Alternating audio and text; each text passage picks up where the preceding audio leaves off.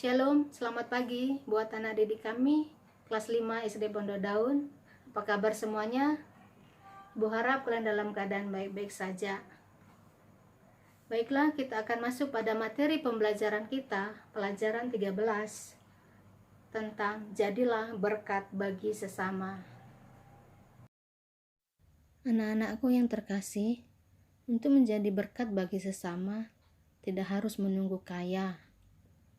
Tidak harus orang dewasa, anak-anak dan orang tua sekalipun dapat menjadi berkat buat sesamanya.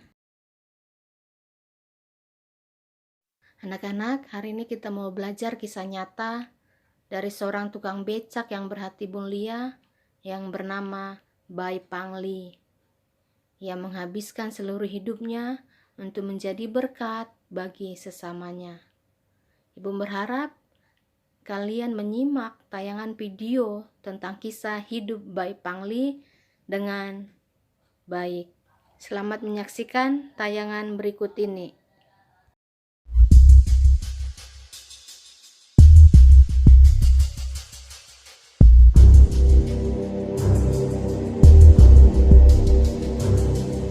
Kisah nyata tentang kakek penarik beca yang membantu sekolah anak-anak miskin, Bai Pangli.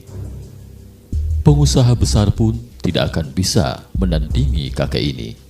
Dalam wasiat terakhirnya, Andrew Carnegie, orang terkaya di Amerika Serikat pada abad ke-20, mengatakan orang yang mati dalam keadaan kaya adalah aib. Tetapi sebaliknya, mati dalam keadaan miskin itu merupakan hal yang sulit dilakukan oleh setiap pengusaha. Namun tidak ada hal yang mutlak. Pada 23 September 2005 silam, Bai Pangli, seorang kakek penarik beca berusia 93 tahun, meninggal dunia. Tagihan milik pribadinya adalah nol. Mungkin banyak orang yang tidak mengenal wirausahawan ini, atau tak seorang pun dari orang-orang yang mengenalnya akan menganggap dirinya seorang pengusaha. Bagaimanapun, dia orang yang sangat dihormati. Pada kesempatan ini, redaksi akan mengangkat kisah tentang orang tua yang berhati mulia. Bai Pangli sebenarnya adalah seorang kakek penarik beca. Sejak 1986, dia merasa anak-anak miskin tidak memiliki uang untuk sekolah. Dan berangkat dari inilah, kakek Bai menyumbangkan hasil kerja kerasnya ke Yayasan Yatim Piatu. Pada awal musim semi ketika itu, dia menyerahkan 3.000 yuan atau sekitar 600.000 rupiah dari hasil kerja kerasnya kepada Yayasan Yatim Piatu yang mengasuh 300 anak-anak yang tidak mampu. Pada tahun 86, Bai Pangli melihat seorang anak sekitar 6 tahun yang membantu ibu-ibu mengangkat belanjaannya di pasar. Setelah diberi uang, anak itu tetap saja mencari makan dengan mengumpulkan sisa-sisa makanan dari tempat sampah. Saat Bai Pangli bertanya, mengapa anak itu tidak membeli makanan dari hasil kerjanya? Sang anak mengatakan bahwa dia akan memakai uang itu untuk membeli makanan untuk 2 adiknya karena orang tua mereka tidak diketahui keberadaannya. Sejak saat itu, hati Bai Pangli terketuk untuk melakukan cara yang sama. Dia selalu menyisihkan penghasilannya yang tidak seberapa untuk disumbangkan. Usia kakek Bai tidak lagi muda. Setiap hari dia menarik beca dengan penghasilan tidak seberapa. Bahkan untuk makan pun, Bai Pangli harus mencari makanan sisa di tempat sampah. Tetapi tahukah Anda, penarik beca yang miskin ini telah menyumbang lebih dari 500.000 rupiah untuk anak-anak miskin. Sejak tahun 94 sampai dengan 98, Bai Pangli telah menyumbangkan uang di sepanjang hidupnya sebesar 350.000 yuan atau sekitar 700 juta rupiah yang dia berikan kepada Yayasan Yatim Piatu dan sekolah-sekolah untuk menolong kurang lebih 300 anak-anak miskin. Mungkin bagi banyak orang, gelar pengusaha untuknya ini agak tidak sesuai dengan profilnya. Tetapi bagi orang tua yang buta huruf ini, mewujudkan melalui tindakan nyata untuk memberitahu pengusaha akan arti semangat kontribusi sosial. Setelah kematian Bai Pangli, seniman membuat patung perunggu Bai Pangli di Tianjin Recreation Park. Bagaimanapun, semoga kakek Pai bisa beristirahat dalam damai, dan semoga orang-orang baik di dunia selalu dalam lindungannya.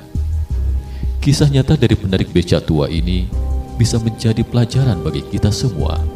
Keikhlasan hati membantu orang lain tidak hanya bisa didapat saat kita sudah bergelimang harta, bahkan dalam keadaan miskin sekalipun, kita bisa membantu orang yang lebih membutuhkan. Semoga dapat menjadi renungan. Baiklah anak-anak, kita sudah sama-sama menyaksikan tayangan video dari kisah hidup Bayi Pangli. Kita bisa belajar bagaimana menjadi berkat bagi sesama.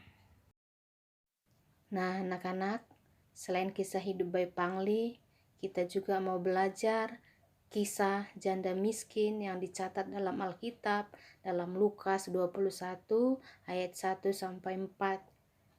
Di sini dicatat, janda miskin ini hanya memiliki uang 2 peser. Mungkin bagi sebagian orang, uang 2 peser tidak ada artinya. Tapi bagi janda miskin ini, uang 2 peser itu sangatlah berharga. Tetapi anak-anak, kamu tahu apa yang dilakukannya? Uang yang dia miliki itu ia persembahkan di bait Allah. Itulah sebabnya mengapa Yesus memuji dia, karena dia memberi dari kekurangannya. Semoga kisah kedua tokoh tersebut bisa menginspirasi kita untuk bisa menjadi berkat bagi banyak orang. Nah, sekarang Ibu akan memberikan kamu tugas. Ibu berharap kamu mengerjakan dengan sukacita dan tetap semangat. Tugasnya adalah yang pertama, apa yang mendorong Bayi Pangli tidak berhenti melakukan kebaikan sampai akhir hidupnya. Yang kedua, dari kisah hidup Bayi Pangli, apa arti menjadi berkat bagi sesama? Jelaskan. Sekian materi kita hari ini. Tuhan Yesus memberkati.